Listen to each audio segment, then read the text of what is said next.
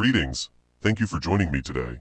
In this demonstration, we are going to show you the remote shell provided by our home server platform. To begin, we SSH into our home server. We take a look around. We are presented with a command line interface. The top bar is provided by tmux. We will cover all programs in a follow-up video. This video serves to show how everything works together inside of our remote shell. In this context, a shell being simply a layer over the kernel on which to communicate with it. The remote shell view will be the majority of today's demonstration. For the home server platform, our remote shell is a Linux CLI environment. A Linux environment is the combination of your shell, utilities, libraries, file system, and more. These layers work together to allocate resources, handle input-output requests, and run your applications. The shell and the Linux environment itself have separate sets of variables they store. We use tmux as our shell multiplexer. What is a multiplexer? A multiplexer lets you spawn CLI interfaces indefinitely inside of itself. I am simply right-clicking to invoke this menu. In addition to our default shell that we reside in, we can generate more. I hit the tmux special key, Control and the letter B. I press the letter C. I can generate a new shell. Special key and then W, and we see the subshells we have generated.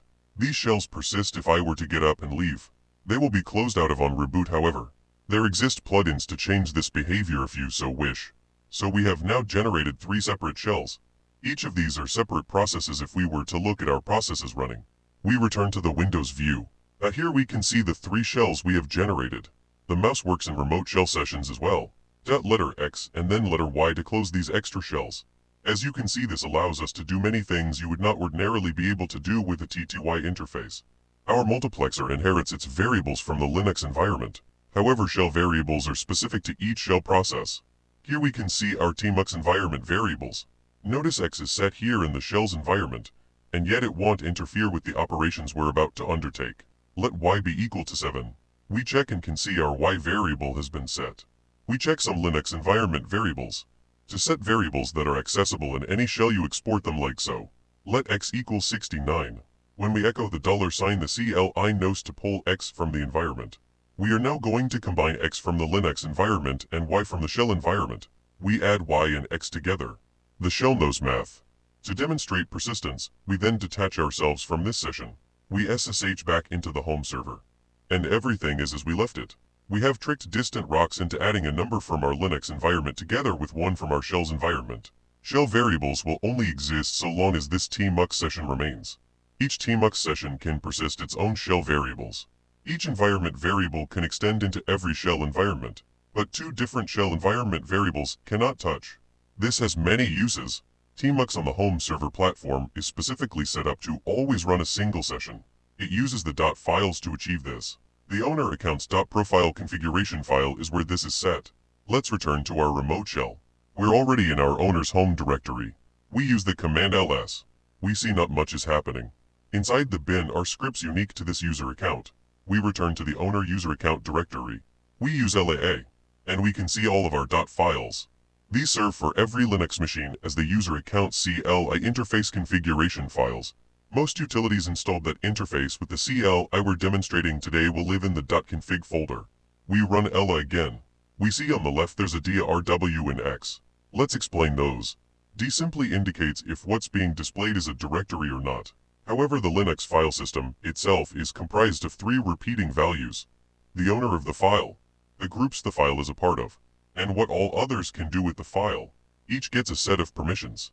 If a file is set to 777, anyone can do anything with the file regardless of their permissions. To demonstrate, we touch a test file. This will generate a file if one doesn't exist with that exact name. We change its permissions, who owns it, and what group it belongs to. Let's explain how these numbers work. Linux permissions use 3 binary values. Read equals 4, write equals 2, execute equals 1.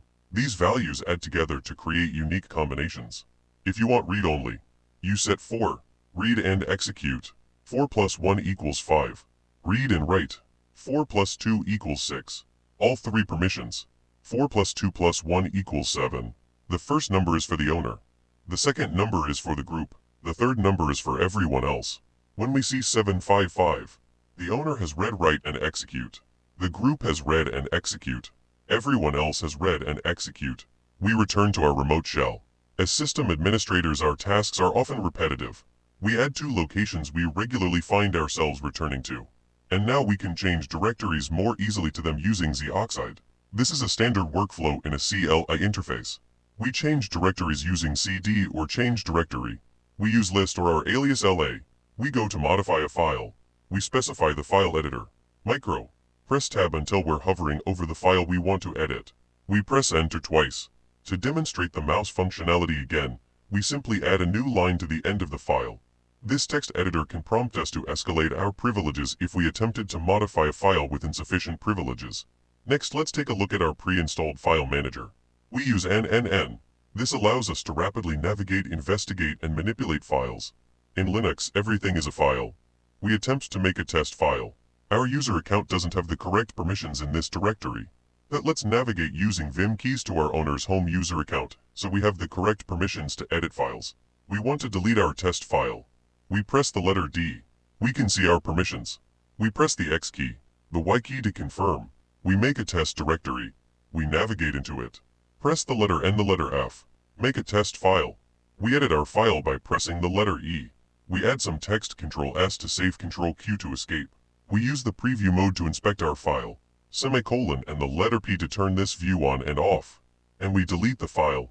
The previous sequence was not sped up in any way. If the foundation of Linux administration is editing files, then having a reliable file manager is invaluable. When you receive your home server, this becomes yours. We chose this file manager because it was specifically designed to be as fast and light as possible. Thank you so much to the authors of every one of these projects. To close, let's press the up arrow. The up arrow view has been significantly enhanced. From this view we can easily access previous commands.